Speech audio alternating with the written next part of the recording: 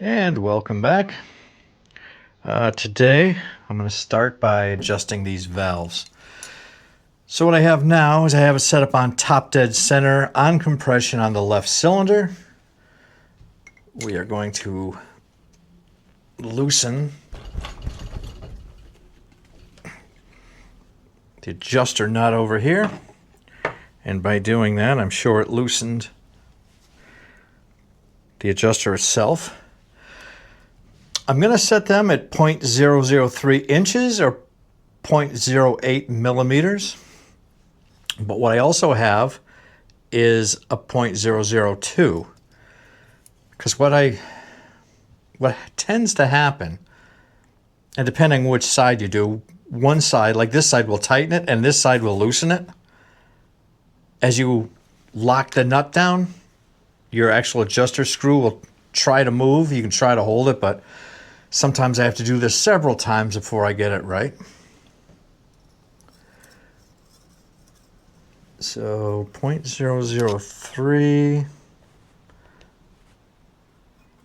He wants some slight drag on it.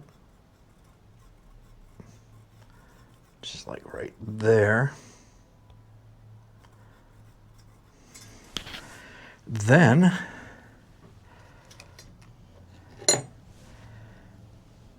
I'm going to try to hold this and tighten the adjuster nut. Let's see where we are. Now I'm measuring between the cam lobe itself and the rocker.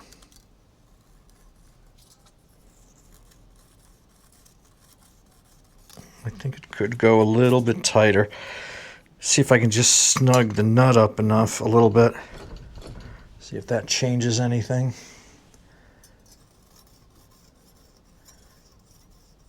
That's not bad. It's got some drag on it. I'm actually kind of happy with that. All right, let's do the exhaust side. So for the left side exhaust, the adjuster is underneath the points cover. The other three are outside their cam covers. So this one, we're just going to loosen this nut here. We're going to do it the same way. Get you set up here.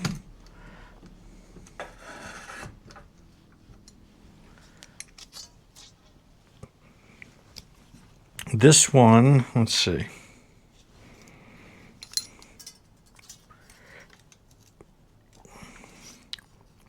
This one, to loosen, I have to rotate it clockwise.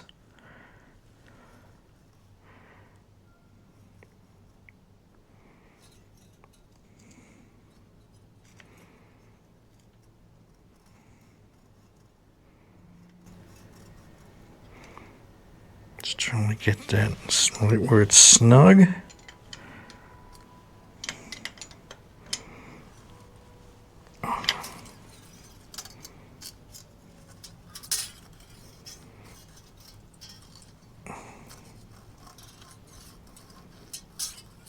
It's got a little bit of drag on it.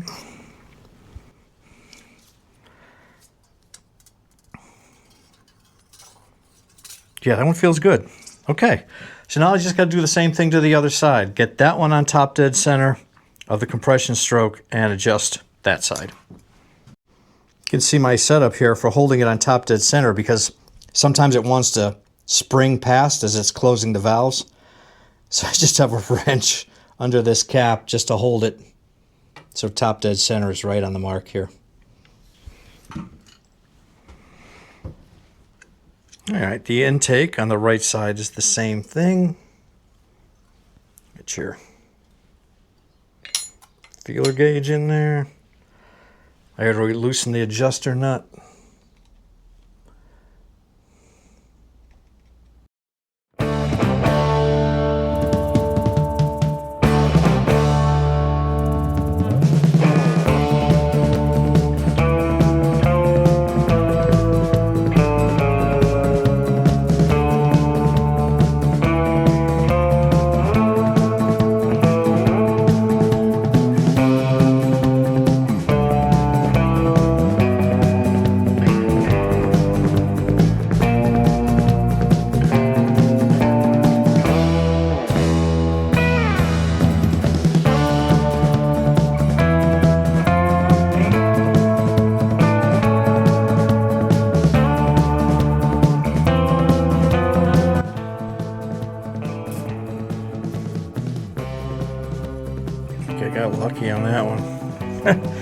because that one is tough.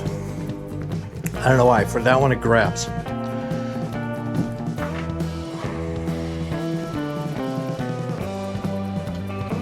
Okay, last one.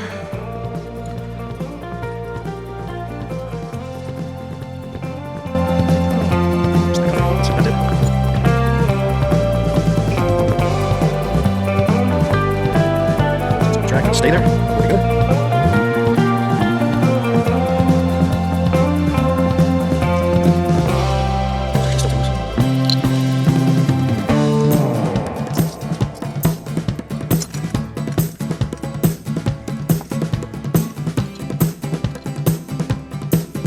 Feel that move? Yeah.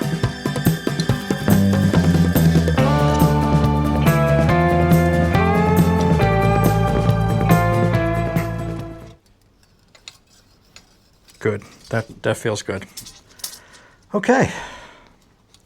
Valves are adjusted. One last thing I want to do while these covers are off. I want to put some assembly lube on these cam lobes because they've been sitting here like this with nothing on them. I'll probably even put some on the chain too.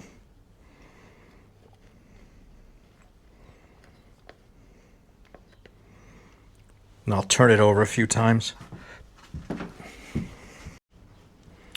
Another thing is where the tack is to tack drive. Somebody must have dropped this engine right on this thing or something. This thing is all bent up. So I was able to find one. I got one coming. We'll replace that too. Another difference in the KO engines and the K1 and up, at least I believe it's a K1 and up.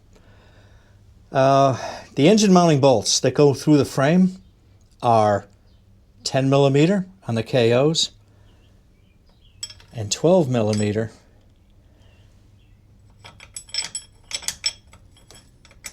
on the later engines, which this one is a 71 engine. So I need to get some kind of a sleeve in there. I had some, let me get here. I had some of these shock sleeves, which go from 10 to 12, but they fit too loose in here. So I may have to come up with something custom, you know, just to see what I can get there to take that play out of them. I did, however,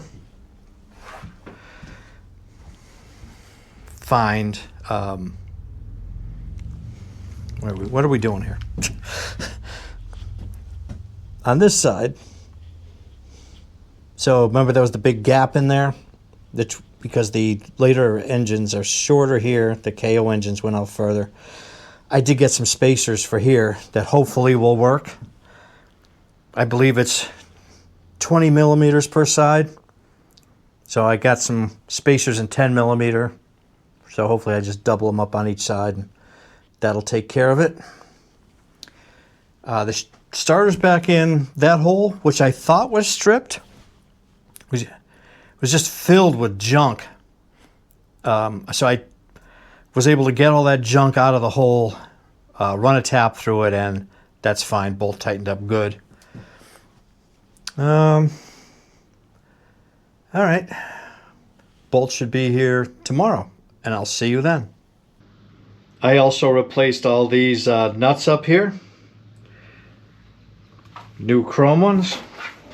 I also replaced all the bolts in the back here for the cam chain adjuster. One thing I did is I mounted 2 new coils on the coil bracket. I have new caps that'll go on them as well. I think these are a little long, so I may have to cut them down. We'll see once it's on the bike, which will be a little while. I did hang on to all the old stuff, the points, condenser, because you remove the condenser, you don't need that with electronic ignition. The old coils, just in case, you never know. But that was my job this morning, and we'll continue from there. So if you're ever doing a job like this, There's a couple things you got to be careful of. One, what kind of core is in this wire? Is it suppression core or is it copper core? This is copper core. The next thing is the caps. Some of them will have a marking on them. These don't. And take an ohm meter. Put it in one side. I'm going to have to take the boot off here. Connect it to the other. So look at that, 5.28. These are 5,000 ohm boots. That means that these are resistor. Now, if you have resistor caps, you should not be running resistor plugs. It's usually one or the other, but not both. So luckily, these are not resistor plugs. But yeah, that's one thing to be aware of when you go out and buy something like this. I prefer non-resistor wire, non-resistor caps, and non-resistor plugs myself. But these things are getting scarce now. They stopped making the non-resistor plugs, NGK. So I just stocked up on these. I think I got, I probably got another 12 or 14 left. Because just about every bike takes them. That takes them. The Yamaha takes them. I think my other Yamaha takes them. The Triumph takes them. The Honda takes them. I think the Kawasaki W1 takes one heat range different. This takes a completely different plug. So I may have a solution to the problem here where this is a 12 millimeter hole, or made for a 12 millimeter bolt, and the KO had a 10 millimeter bolt, the later models using this larger size. I took some 1/2-inch tubing, cut a slot in it, so when I put it in, it should squeeze down on the tubing, and hopefully the bolt will still be able to slide in there. I got one here for the longer one and one here for the shorter one. I'm going to try tapping that in and see what happens.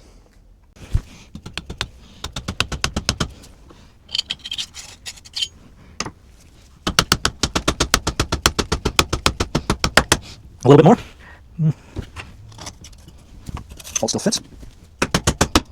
No, I'm running out of room here.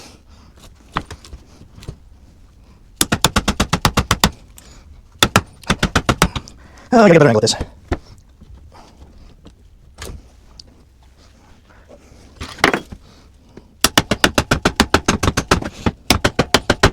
A 1/4 inch more to go.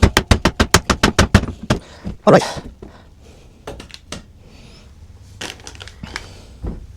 Sleeve is in there. Bolt seems tight. And we got the one in there and the one in there. Okay. I got some deliveries today. Yay! Post office. I got my little tack housing to replace this one. It's all damaged. So that's good. All right, my bolt kit came, so I got all new bolts here. I was able to put this cover on. This cover came with new screws.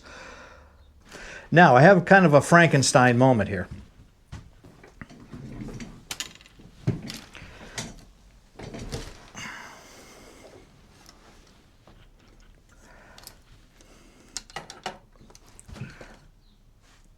I think I'm going to try to set the timing on this. I probably don't need these. I just put them there. I think I'm going to try to set the timing on this with it outside the bike, without the harness in there. So what I have is a battery. I have ground running to the engine, another ground to a test light. All these black wires here, they're all positive. They're going to send current up here. The coils will have power. You have the yellow, which is the left cylinder, and the blue, which is the right cylinder. hooked to the coils here. The leads aren't going anywhere. What should happen, hopefully, if I don't burn it up, is when I connect this to the positive, we're going to watch that little light, and we're going to try to set this so the left side, when it hits left fire on this mark, that light lights up. All right, let me set you up on a stand and we'll give this a shot. All right, are we ready for this?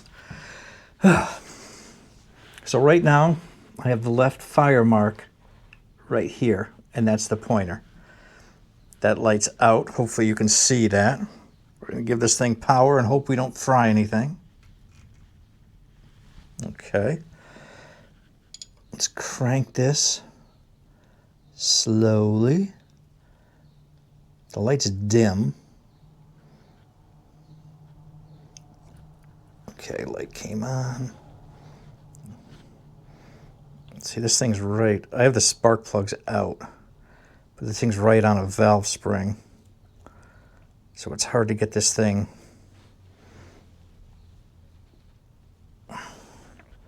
exact. All right, it came on too early.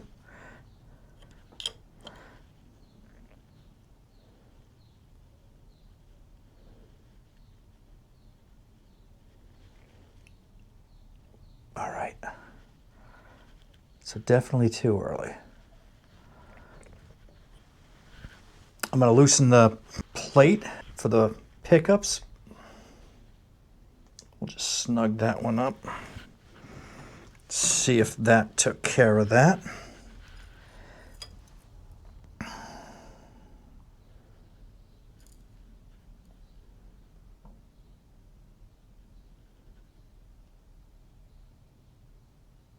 All right, now it's coming on late. But that's good. I know I'm within the range now.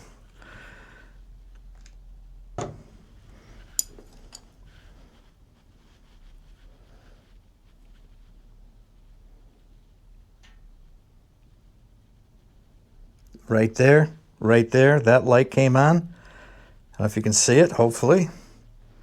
Right when that thing hit the right mark. Okay. And that is on compression. Let's get the other cylinder on compression and check that one. Hopefully it's correct. If not, we have to move that one of the pickups.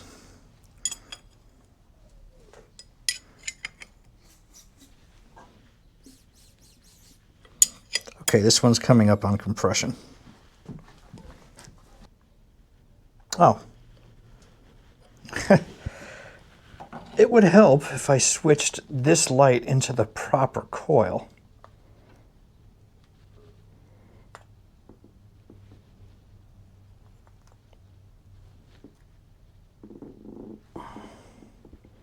Make sure nothing touches there. All right, let's try that again.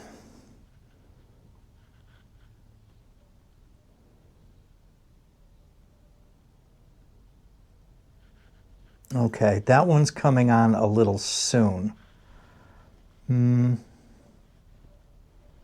So here we go again. I think I got this side set up right again. Right there.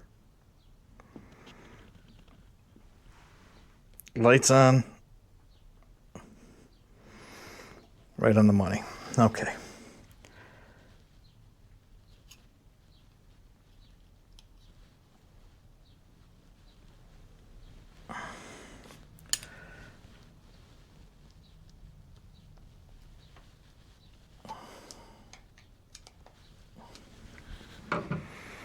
Now, let's tackle the other side here. You know what the amazing thing, though, is when that comes up, I'm hearing that coil spark. Sparking somewhere. Making some kind of noise. Must be near some kind of ground. All right. How far off are we going to be this time?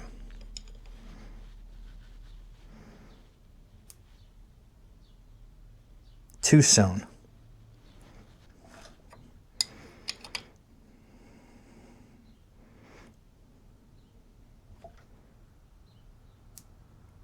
Right there. Lock it down.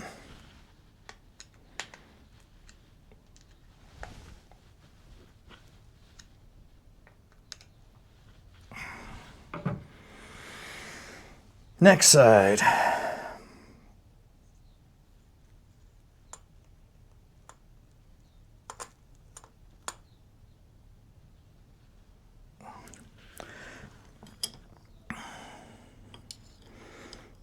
Marks right there.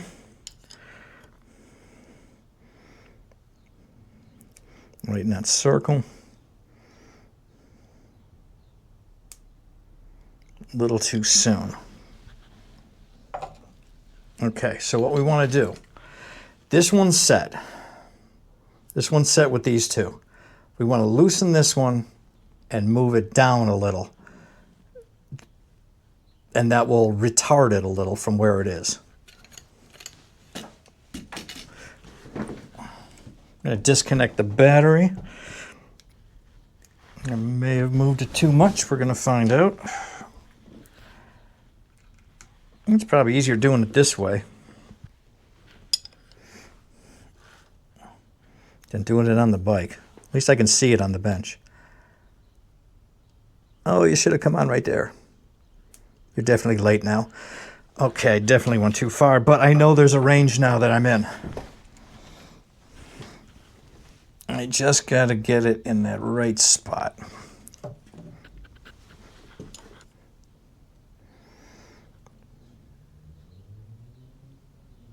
Right there, right there.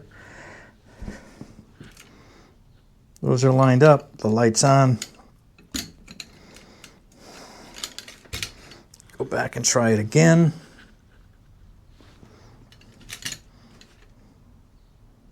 There, perfect. Let's make sure the other side is right on the money. You gotta go all the way around.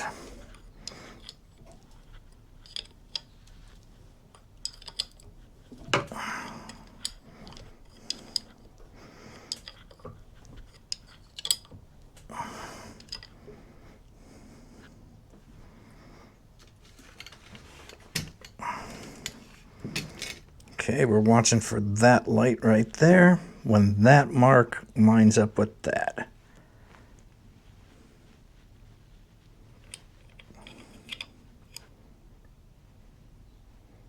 And now, oops, went by pretty quick. Right there.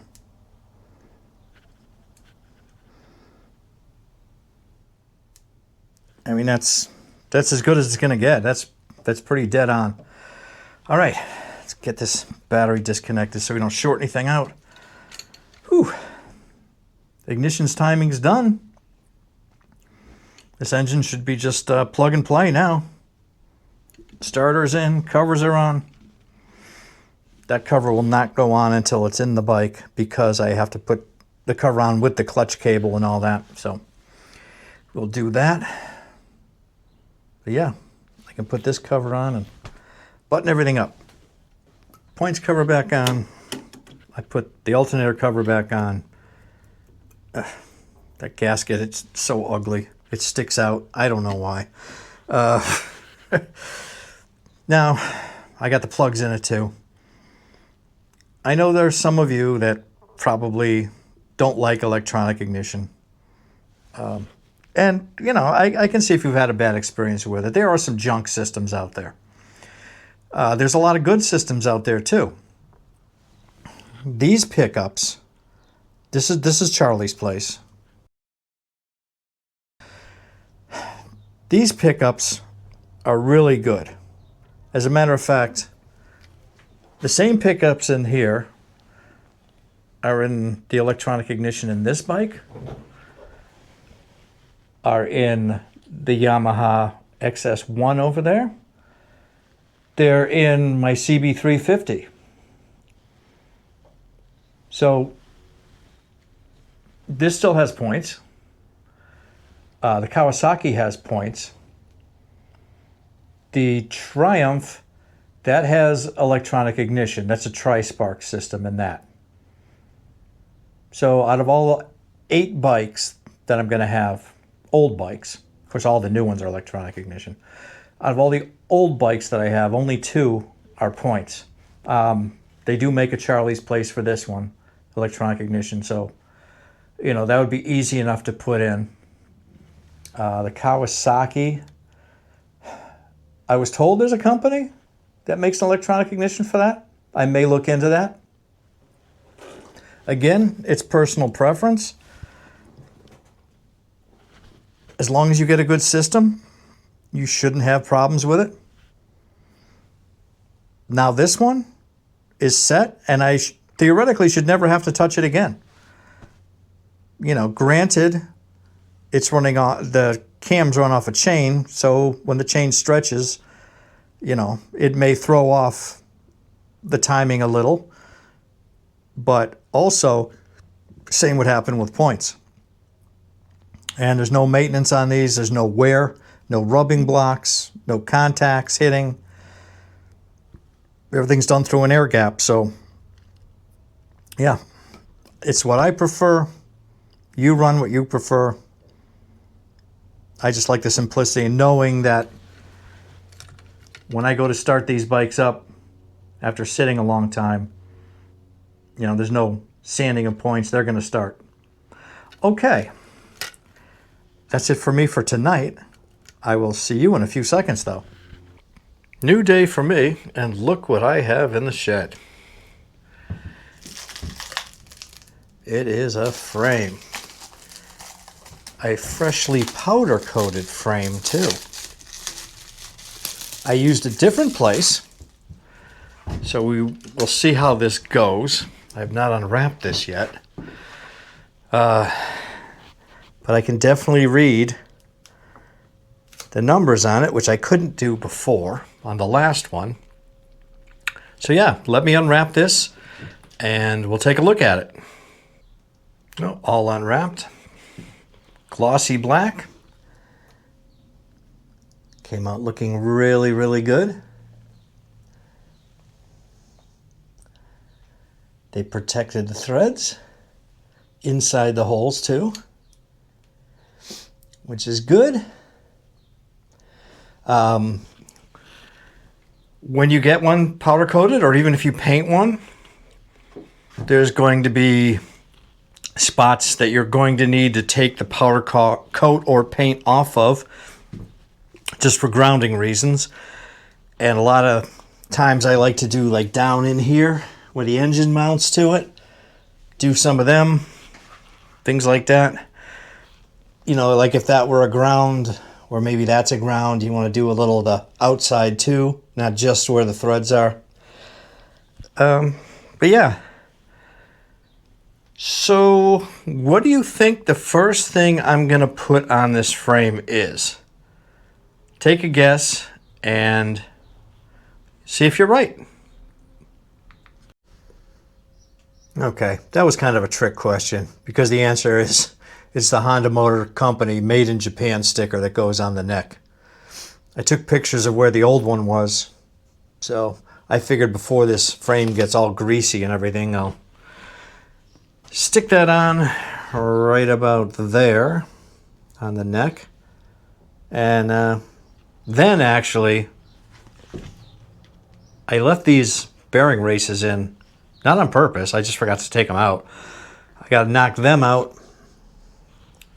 and then start putting the steering stem in. Or maybe I should put the side stand on, center stand. Now, let me get this on first. Okay, it's official now. It's got its sticker on the frame. I don't know how that comes out in the camera. Yeah, let's do the side stand. See if that fits. And maybe the center stand and go from there. Okay, we have our side stand. Our new spring. Let's see. So it's gonna go this way. New bolt.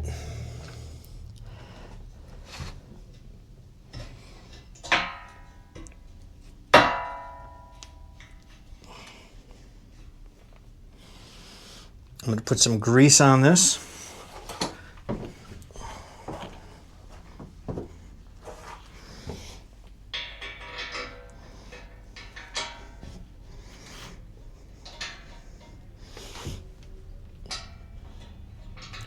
These are always fun to get on. Oh, let's see. I think I'm going to need a screwdriver or pry bar.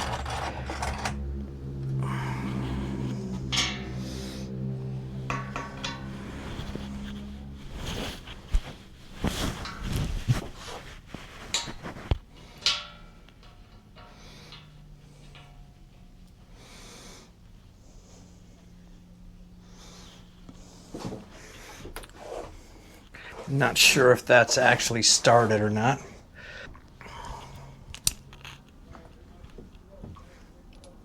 And here go my neighbors again. Gotta be so loud all the time. I don't know if you can hear them.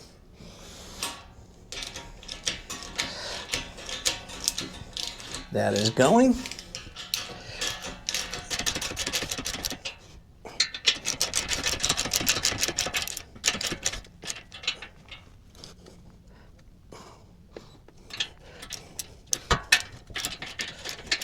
I have just the right spot for that. Okay, let's start. Now there's supposed to be a nut on this. I gotta see if I have one with the correct threads. I only have M10 nuts, so I just don't know if I have the correct thread on it. There's supposed to be a nut on this. And I gotta see if I have one with the correct threads. I normally have M10 nuts, but I just don't know if I have one with the correct thread on it or not. I think mine are more coarse.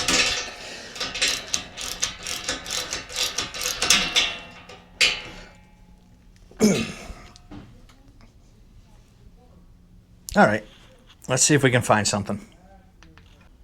And now the thing that gave me all that trouble last time, which was the center stand, the brake pedal, and that rod that went through. Okay, how many of you remember how this went together?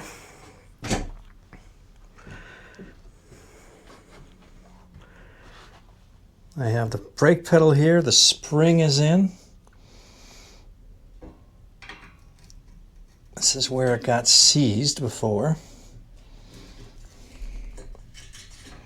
So far, so good.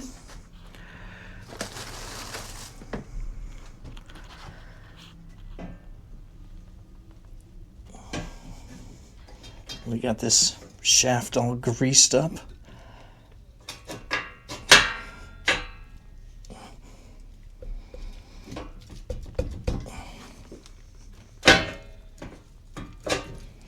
Okay. Goes there, this hangs down here. Some more grease left over. There was a washer and a cotter pin on this side. And then we got the two bolts here.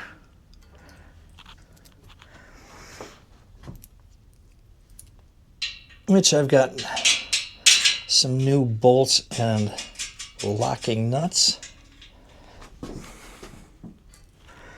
So we'll use them. And hopefully we have a cotter pin the correct size.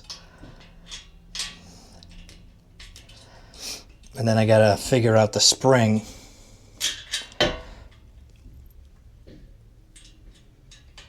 For this stand. I think it goes, how would it go? From here to here. I think that's it. There's a hole here and a tab there. Brake pedals in. Center stand is in. New spring. Got my cotter pin and washer in there. New bolts, tighten those. Side stand in. Everything all greased. Yeah, it's getting there, huh? So I have a new brake light switch, but the spring that came on it was too short. Now, if you just try to take that spring off, the stem will go down inside the switch. So I like to pull it out, put a little pair of vice grips on it, and just hold it there while I put the other spring in it. Like threading a needle. Oh, come on. The camera wasn't rolling, you could do this. There we go. Then you can let this off and bend that back around. Okay, the switch is in there. When I pull the brake pedal, it pulls the switch up. So that should work. I could test it with an ohm meter, but I'm not going to. So next is the swing arm. If you remember, it had side-to-side play in it. It didn't have any rotational play. I have new felt washers that go in there. Then I have the thrust bearings, brass ones that'll go on the side, or bronze. And then I've got new dust caps for the end. Put it in and we'll see if there's any play in it. First I'm going to grease up the pivot shaft. Get a good amount going on there. Stick some inside as well. Inside the swing arm. And I'm going to get these felt washers in here.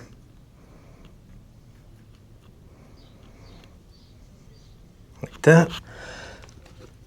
And then we're going to push our bronze bushing in there. Or maybe we have to hit it in there. Either way, we'll get it in there. That took all of my hands, and then some, to get everything lined up and get that in. The good news is it's tight and there's no play side to side or anywhere else. All right. I think that brake stay rod, I think I'll just put that on while I have good access to it. And I removed the bearings with a hammer and punch out of the steering neck. As you can see, the frame is somewhat upright. But yeah, that's where I'm going to leave this one. And hopefully I can get back on it soon. Things are starting to go back together on the frame. That's exciting. If I can get the front end on, the rear end on, the engine in, I mean, this thing will go back together quick.